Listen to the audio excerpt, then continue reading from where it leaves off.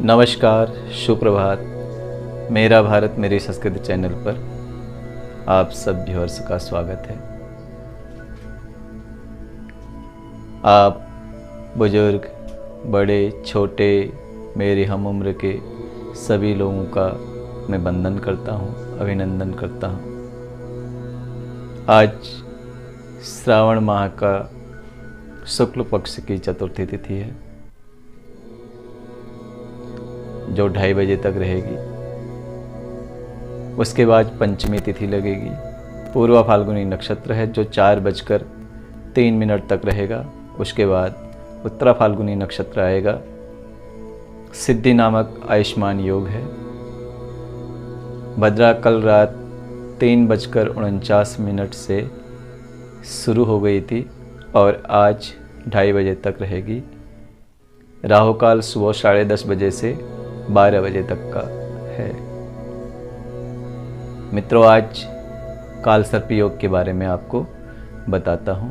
कुंडली में काल सर्प योग क्या होता है। जन्म कुंडली में यदि सभी ग्रह राहु और केतु के बीच में स्थित हों तो इस योग को या इस स्थिति को काल सर्प योग के नाम से जाना जाता है।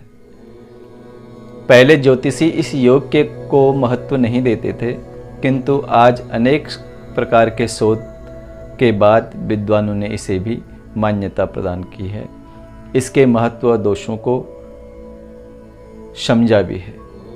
राहु केतु को लेकर अनेक पौराणिक कथाएं हैं जिन्हें आप सब जानते हैं, और ज्योतिष शास्त्र में राहु और केतु को देवता के रूप में भी माना जाता है और इन्हें छाया ग्रह के रूप में भी मान्यता दी गई है। वास्तुशास्त्र में भी इन ग्रहों को मान्यता दी गई है।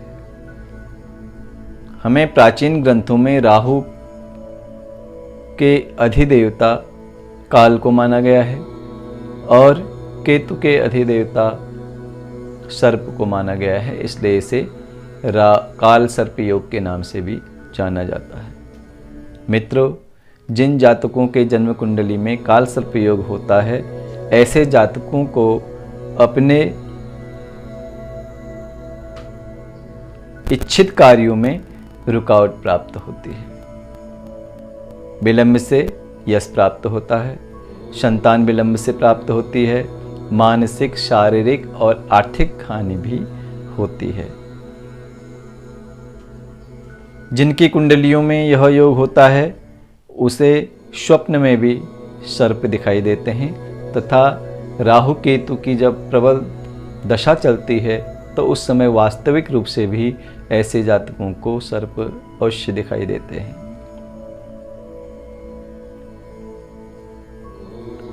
यह योग कई प्रकार का होता है और कई नामों से इसे जाना जाता है।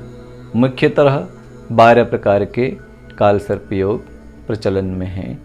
पहला अनंत नामक काल सर्प योग, दूसरा कुलिक नामक काल सर्प योग, तीसरा वासुकी नाम का काल सर्प योग, चौथा शंखपाल नाम का काल सर्प योग, पांचवा पद्मनाभ नाम से, छठा महापद्म के नाम से, सातवां शेषनाग के नाम से, आठवां विषाक्त के नाम से, नौवां घातक नाम से, 10वां तक्षक नाम से, 11वां करकोटक नाम से और 12वां शंखनाद नाम से काल सर्प योग जाने जाते हैं। जिनकी कुंडली में यह योग होते हैं उन्हें शापित कुंडली भी कहा जाता है। पितृदोष भी,